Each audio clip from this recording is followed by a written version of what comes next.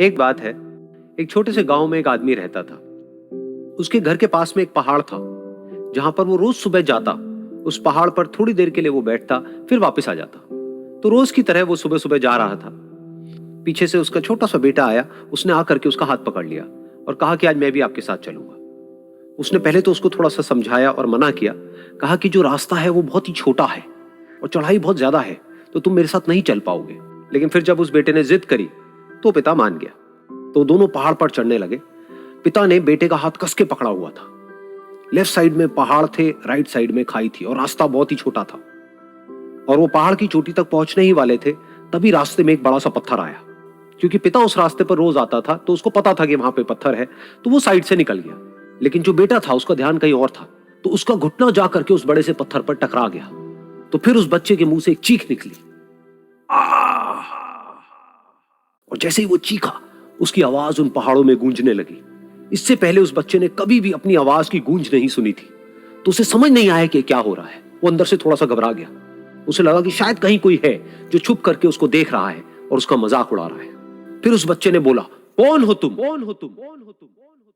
तो जब उस बच्चे ने इस गूंज को सुना, उसे गुस्सा आ गया। उसे लगा कि कौन है ये जो मेरा मजाक उड़ाए चले जा रहा है। फिर उसने गुस्से से कहा, मैं तुम्हें छोड़ूंगा नहीं। और फिर जैसे ही उसने इस गूंज को सुना, वो घबरा गया। उसके पिता समझ गए थे कि क्या हो रहा है। उसने अपने पिता का हाथ कस के पकड़ लिया और उनसे पूछा, कौन है ये जो मुझे इतना तंग कर रहा है? कौन है ये जो मुझे इतना डरा रहा है?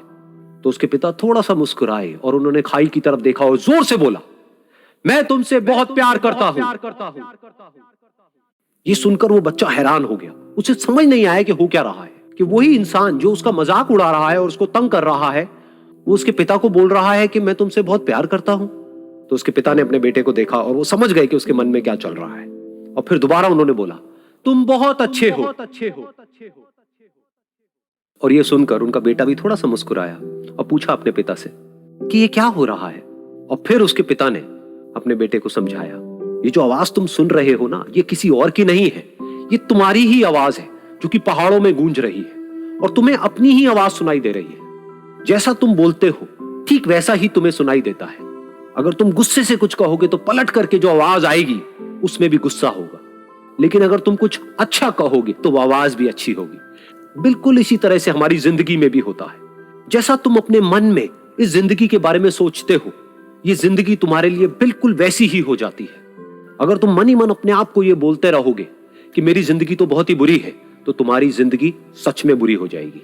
और अगर तुम अपनी जिंदगी से प्यार करोगे तो तुम्हारी जिंदगी भी तुमसे प्यार करेगी। ये बात उस बच्चे के दिमाग में घर कर गई और फिर वो दोनों उस पहाड़ की चोटी पर गए। लेकिन बच्चे के दिमाग में यही बात घूम रही थी। और फिर वो बच्चा खिलखिला के हंसा और उसने अपने दोनों हाथ खोले और अपनी पूरी ताकत से बोला, मैं तुमसे बहुत प्यार करता हूं।